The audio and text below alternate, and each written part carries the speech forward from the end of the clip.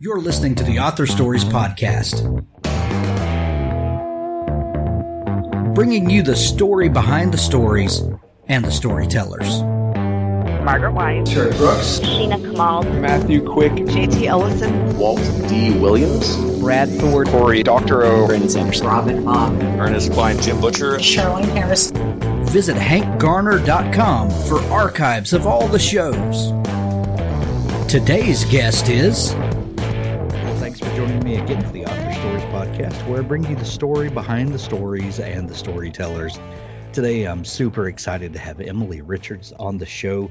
She has an amazing new book. It's called The House Guests, and what a phenomenal page-turning thriller. This, it's getting hot weather, and, we want to spend some days inside under the air conditioner and in our favorite reading chair, and The House Guests is one of those books that must be on your table beside your reading chair this summer. You're going to love it. I know I did.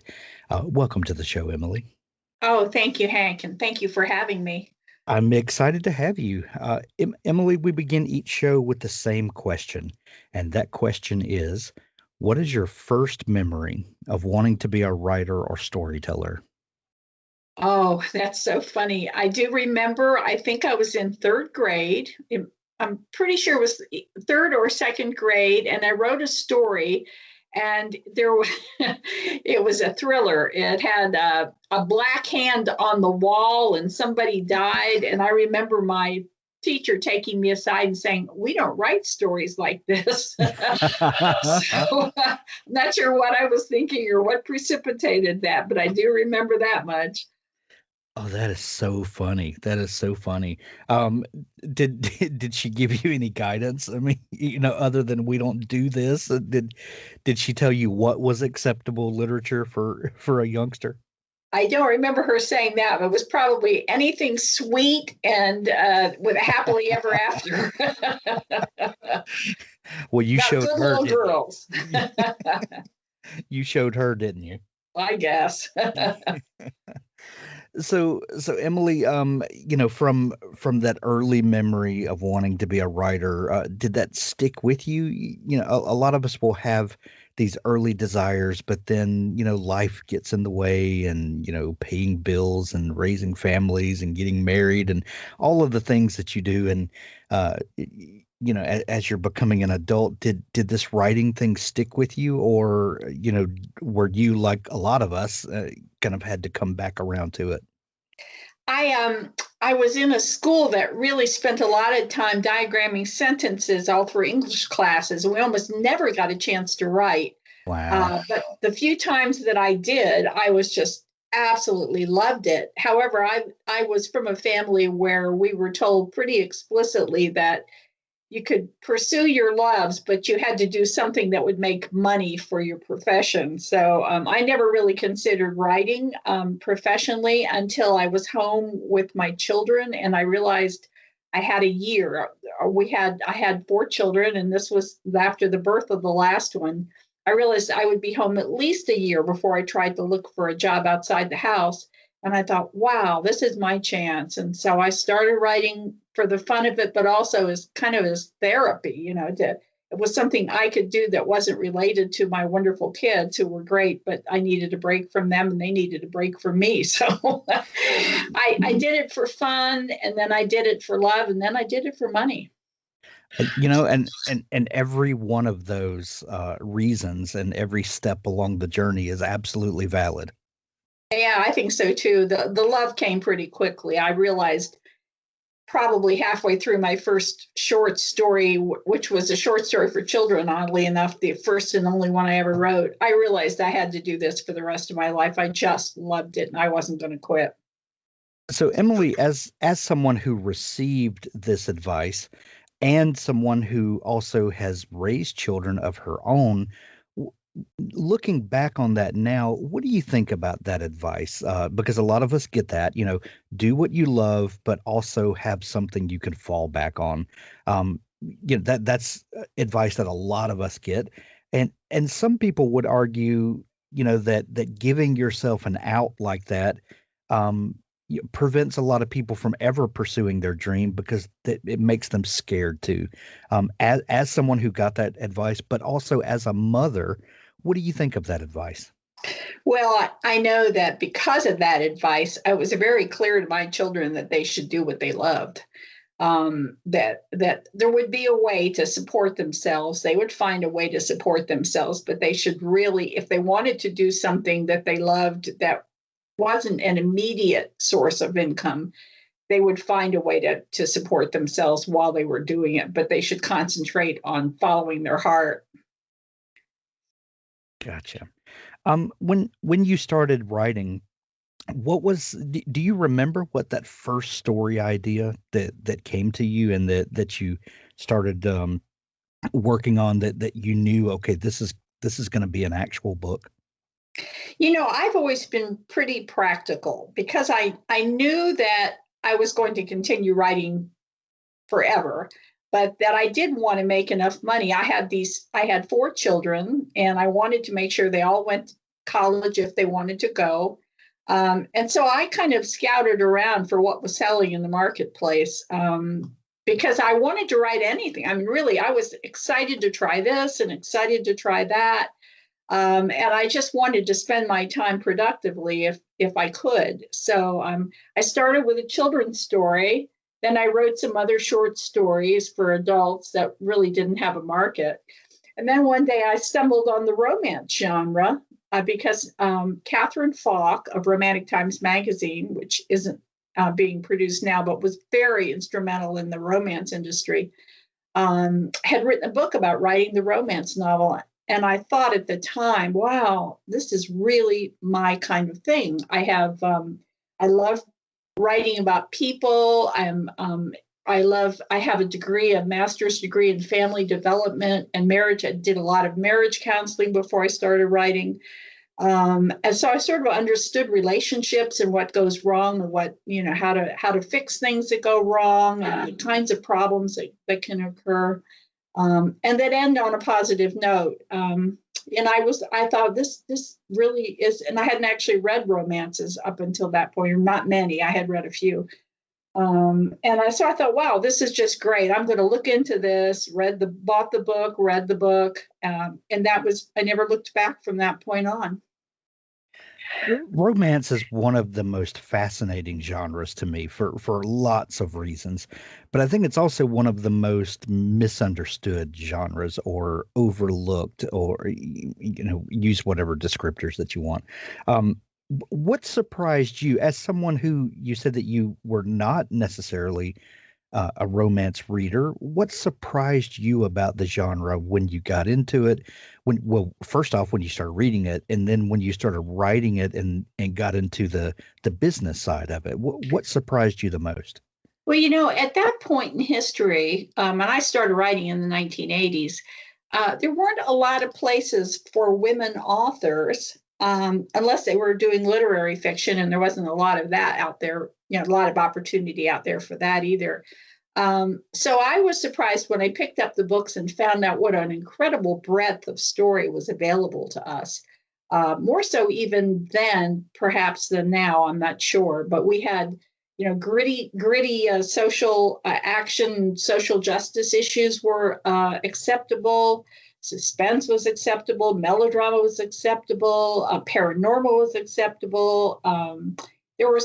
We had a whole lot of options. And so for those of us that were starting in the genre, we could really kind of write what we wanted to write. And there was so much of a market for it that we had a pretty good chance of, if we were a good writer, of being published. Do you feel like that romance was sort of this umbrella that you could get under and then do whatever you wanted to anyway under the I don't want to say under the guise of writing romance, because that feels disingenuous, but did it give you an in to readers that kind of opened up the possibilities? That's a great way to put it, Hank. I love that image. That it was an umbrella, and lots of us could get. It was a big umbrella. We could snuggle under it together. Really, the whole point of a romance was a story about, and in those days it was a man and a woman. at least in the big markets, who fall in love, have to overcome all kinds of obstacles and end up together at some form or other at the end. And within that, there was just this huge variety of things we could write about. So I just felt like I had really stumbled on exactly the right thing for me, because I was very interested in kind of nitty-gritty problems couples have, and also in social justice issues, which I was able to write about. And so I was never told, no, you can't write this. At any point in my career, and I've written about 80 books, but I was never said, no, we're not interested in that as a story. I managed to write about everything that interested me. So you use words like back then, romance was this way. How has the genre changed? I'm not writing romance now. I think it's a lot broader in terms of the kinds of stories people are able to write, and the people who people them. I mean, for a long, long time, it was really white, Caucasian hero and heroine, and now we have all kinds of different races, and we have gender issues which come up, and all kinds of interesting things that probably weren't acceptable at that time. So I think in that way it's broader, but I also think that the market has changed so much that for people who want to write about bigger issues, they can write in what we now call women's fiction, or a crossover sort of between women's fiction and paranormal, or women's fiction and suspense, or suspense and paranormal. There's a lot of options now that weren't available at the beginning. So what precipitated your change of genre? Was it a gradual, branching out, or one day did you decide, okay, I'm going to try a different genre, and then, construct a completely different story? I think I had always been writing what we call women's fiction today, but with the emphasis, because they were being marketed as romance novels, I was emphasizing the romance portion of the story. But eventually came up with a story that was much, much too broad for the romance genre. It really wasn't a romance, although it had a love story in it. And I realized that was a book I really wanted to write, which later became 2 books. And I knew then that I was switching genres, that this would not be acceptable in where I was writing, but that it would be acceptable in the marketplace if I could find a home for it. Looking for a tool to help you visualize your story before the drafting begins? Plot Pens is cloud-based and optimized for any device. There's nothing to download. From the new writer who isn't sure how to tell their story to the veteran who can increase their productivity dramatically, we've had experienced writers lay out a detailed structure for several novels in a series in a matter of a few days. The app takes you through 4 steps of the process. The concept or log line. Make sure you have a solid concept that you can keep coming back to throughout the process. The outline, 12 beats and 3 acts, each has a description of what should be happening with examples. The board, 40 cards. We take the 12 beats and add sub-beats to those, breaking it down even further and being very specific about what should go into each. These also have examples and descriptions. Right. We take those 40 cards and turn them into a to-do list. For a 50,000-word book, it's about 2 cards per chapter roughly. We have a beautiful editor built into the app. You can export your manuscript to a PDF anytime with the click of a button. Let Plot Pens help you visualize your writing project. Use code HANK10 to get 10% off Plot Pens. plotpens.com.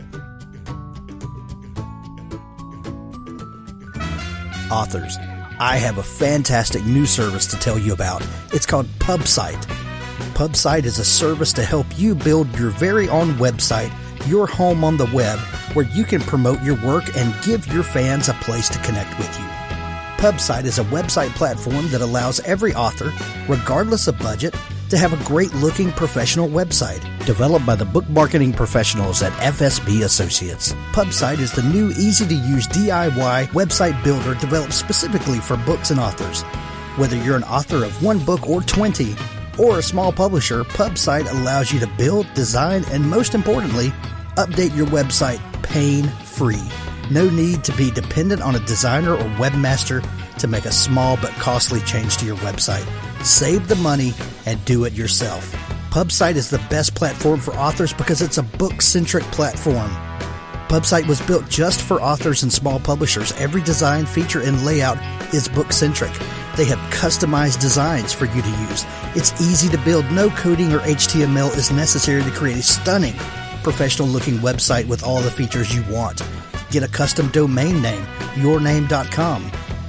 It's simple to update. You can add all of your books, add a blog and a book tour, sell from any retailer, manage your email list and social media, and even do e-commerce.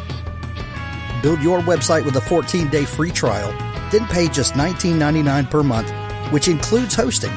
And we offer packages starting at $499 to set up the website for you. Pub-site.com, the place to help authors find their home on the web. You wrote a series of cozy mysteries with the I'm drawing a blank on the series title. You can tell me in a minute, but it started with Blessed as the Busybody. Ministry is Murder. Was that the series? Right, you've got it. Yeah, I wrote 5 of those.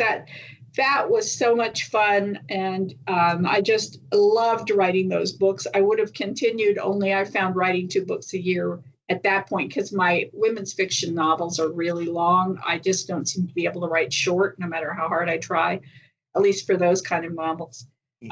So it got too overwhelming for me to write both, and I had to stop writing the mysteries. But I still think about Aggie and her family, and wish I could hop back into her head, because she was just so much fun to write. Well, and what a fun series that just kind of completely turned the genre on its head, and what a great premise to start with. What got you going down that road? Well, I'm a minister's wife, and she's a Unitarian minister's wife, which is what I am too. But she's in a small Ohio conservative town. And so Aggie she wasn't raised in any kind of religion. She comes from a very odd family. And she's trying to deal with all the intricacies of her husband's position in the community, while maintaining her family and her life, and trying to figure out who she is in terms of her own career. And she's just a character. I just loved her. Her mother runs a quilt shop in town, and she's a real character. Junie is a real character. And she shows up in the books, and it was I just loved the whole thing. I loved setting up a little town and creating the characters and all the silly things. And each of the books, oddly enough, although most people don't get this, is based on an Old Testament story, very vaguely. So, and that made it fun. How am I going to redo Joseph in the Coat of Many Colors, which was, one of the books, or how am I going to redo Lot's Wife, which was the first book. And that just made it so much fun to write for me. So fun. So Emilie, you now the new book, I think I can safely say, is a thriller. The House Guests. What ultimately brought you to this genre, and what is it about the thriller genre that really excites you? It's interesting. I don't think of this book as a thriller, but I think it has thriller elements in it. So for me, I think if I had sat down and said, I'm going to write a thriller, it would have been, I can't do that. But actually, it's just an extension of what I've always done. There's always been, a lot of my books have had suspense in them. And obviously, I wrote a mystery series, so I like the mystery element. And I just felt like I just wanted to get a little grittier. I really wanted to deal with harder things in the lives of my 2 major characters, the 2 women who really are the major characters in this story. I really wanted to give them bigger problems than sometimes I've had in the past. And that's how that developed. What is it that determines genre for you? Because you said, if I would have set out to write a thriller, maybe I couldn't do that, or psyched myself out. And this definitely has elements of suspense, and Oh, it yeah. definitely is a page turner, Right. which is not necessarily something that you think of when you think literary fiction or women's fiction. And by the way, women's fiction, what a huge umbrella is that? Oh, yeah, absolutely. Yeah, it's anyway, that's a different discussion for a different day. But do you think about genre when you begin writing, and each genre might determine different story elements that you use. So is that something that you think about from the beginning? I don't ever think, gosh, now it's time to write a suspense novel or have a lot of suspense in a novel.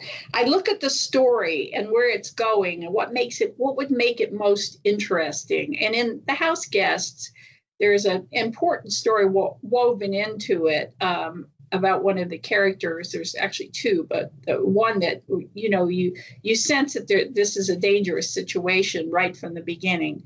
And I loved being able to string that out and have that be a major part of the story. But I didn't do it with the idea that I was writing a thriller. I'm not making that clear, maybe, but it was the story that determined what was going to happen, and the characters, what was going to happen to these two women and how it was going to happen. And then it just ended up taking on quite a few thriller sort of elements. I am fascinated with the beginnings of things and how a story, what that first kernel is, and then how it evolves from there. When you start thinking of a new book, Emilie, what is the first thing that comes to you? Is it a character, and then do you decide what journey this character is going to go on, or maybe it's a plot point that comes to you from reading a newspaper article or watching a movie or reading another book, and then you start playing the what if game, and characters invariably take the stage of your mind, and then The House Guests becomes an entity in one way or another. How does it begin for you?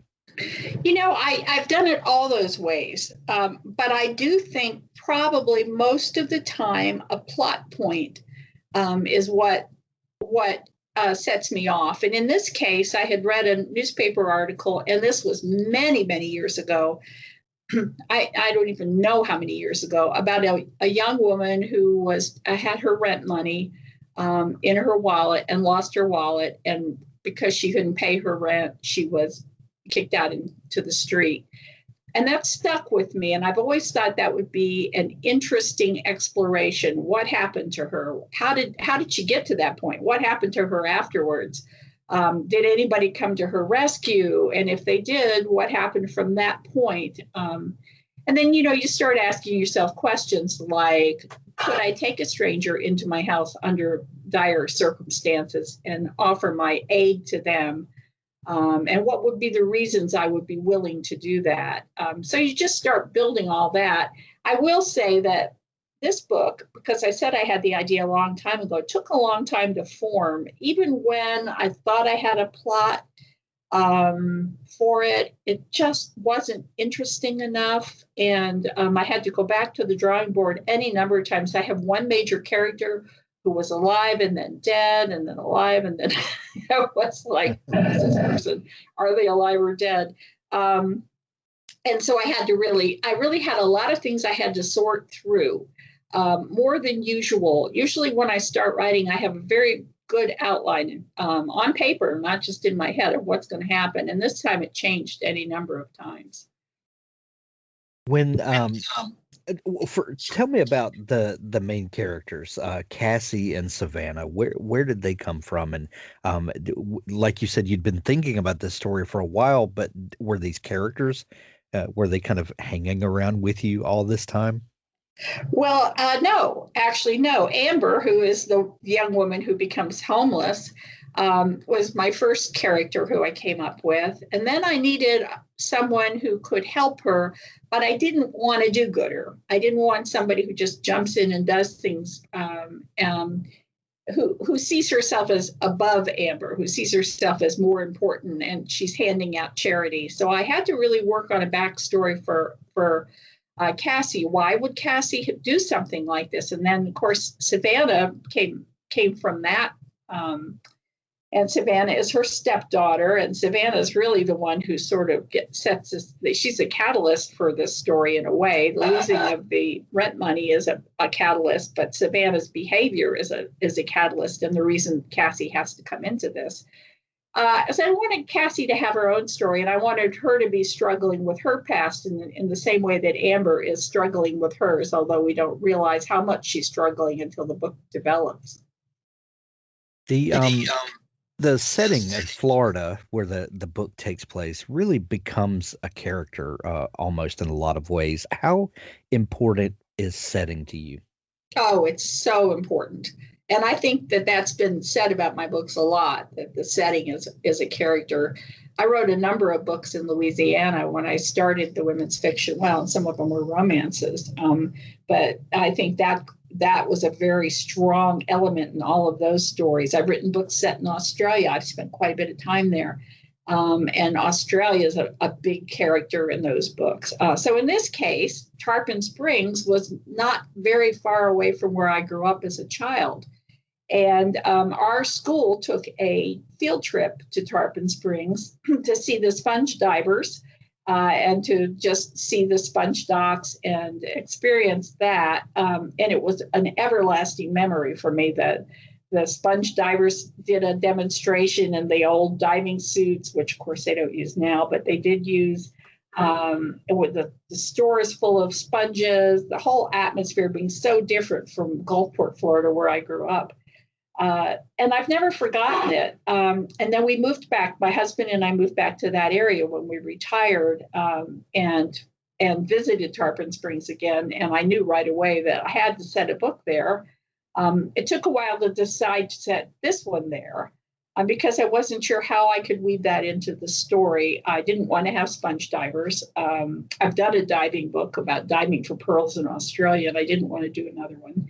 And so I had to find other ways to weave it in. But I love the city. It's a great little city. I love the food. I love Greek food.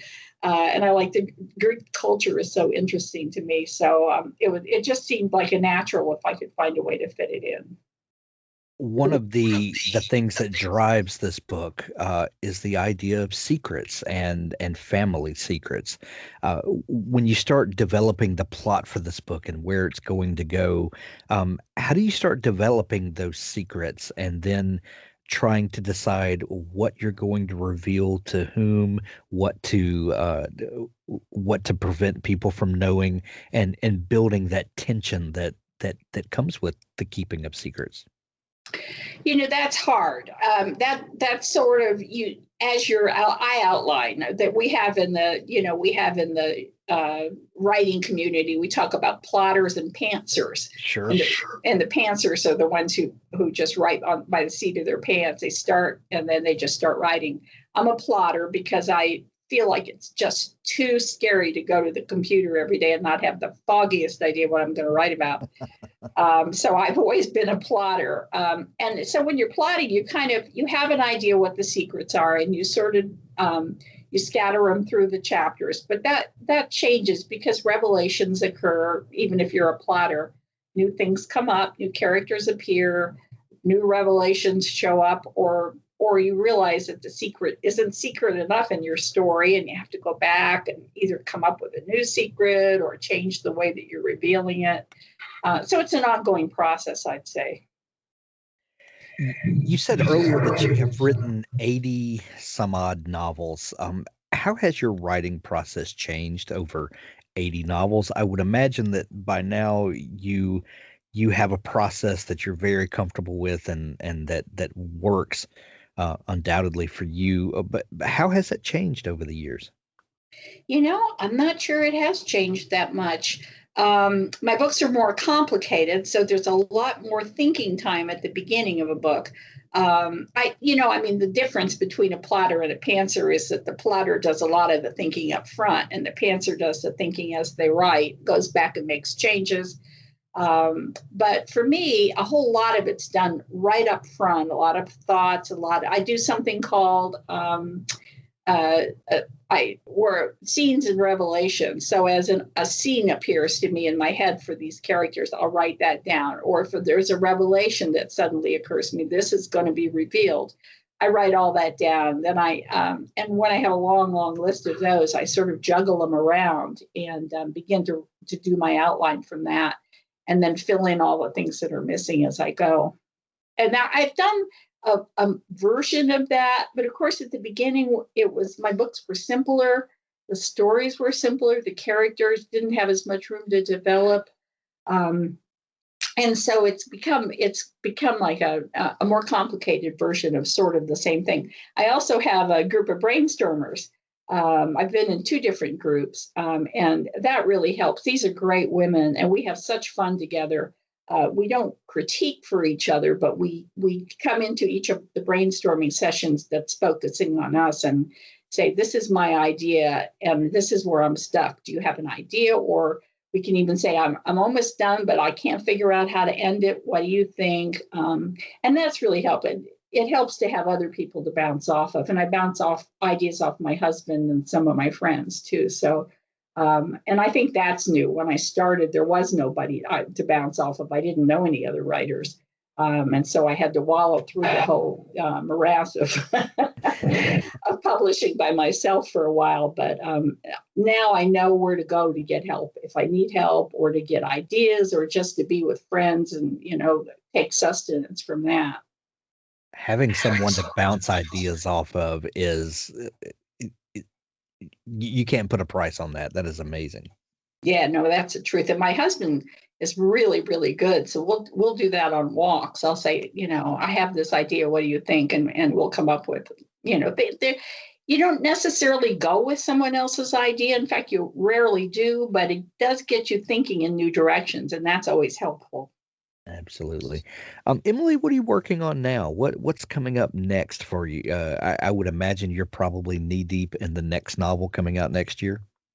Well, I have an idea that I'm going to actually independently publish this. It's a series of novellas about characters in a series that I did for my publisher. And this would not be the kind of book they would want to add, but I really felt that these were minor characters in the second book of the series. It was called Endless Chain, and it was about quilter. The books are all set in the Shenandoah Valley, and quilts figure into each plot one way or the other in different ways. And these were all members of a quilting group at a church. And I just kept seeing little stories for each of these women. So I'm working on that now. It should come out in the fall. It's called Peaks and Valleys. And it features 3 of these stories or novellas that are tied together by the auction of a quilt. And so that's really kind of where I'm spending my time right now. Well, and thank God that the state of publishing is where we could do things like that. Like, there's obviously an audience that wants to see these stories that add extra character and flavor to something you've already written, even if the publisher might not be interested in it.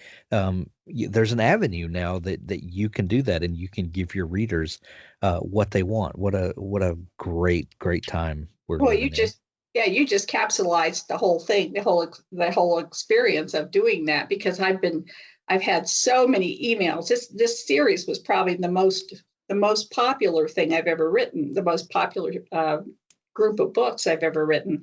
And I knew that there needed to be more. And so I'm just delighted to be able to do it. Plus, I'm enjoying writing shorter stories and putting them together in some cohesive way. That's been kind of a challenge and fun. Well, it's going to be interesting to see what you make of that. The House Guest, though, is available everywhere today. When you're hearing this, they're Links to it in the show notes of this episode, where you can grab it in hardcover or Kindle edition, or audiobook if you want to listen to the house guest. It's also available from Audible. Links to all of that in the show notes of this episode. Emilie, if people are just learning about you and want to dig into all the great stuff that you do, is there a place they can connect with you online? Yes, I have a really nice website, emilierichards.com. I also have 2 Facebook pages. I have a page just for people to just like and follow me on, and I put news in that. But I have a Read Along with Emilie Richards group, which is a private group. Anybody can join. They just have to check in and answer a few questions so we know they're not spam bots. But that's really fun. We do a reading challenge every month. We as a group, we've come up with like 30 different categories or ideas for the challenge. And then we let random.org online choose the 12 that we're going to do that month. That year. And like this month, we're reading, it's a book of, let's see, we just did it. That's this month. Yeah. We're with an Indigenous writer. And next month, we're going to be doing a book about books. So the book that people select has to be about books in one form or the other. And of course, there's nobody riding herd on your choices. You have the category and then you choose, and then you just come on to the group and tell people what you're reading and what you think about it and what you've learned. It's a very positive group. It's not a negative group. And so I'm having a lot of fun with that. It's nice to just convene with my readers and find out what they're enjoying and why they're enjoying it. And it's been a good experience. So those 2 groups, or those 2 Facebook presences, I guess, have been a lot of fun for me. Excellent. We'll put links to all those places in the show notes of this episode. The House Guests is available everywhere today when you're hearing this, and go grab your copy. Emilie, thank you so much for taking time to come on the show today. Thanks for the great questions, Hank. Much success with this podcast.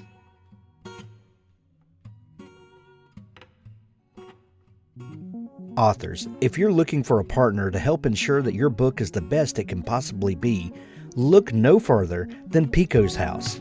Crystal and her staff make a conscious effort to be critical yet courteous. They also strive to make the business side of things run smoothly so that you can rest easy knowing that your manuscript is in capable hands.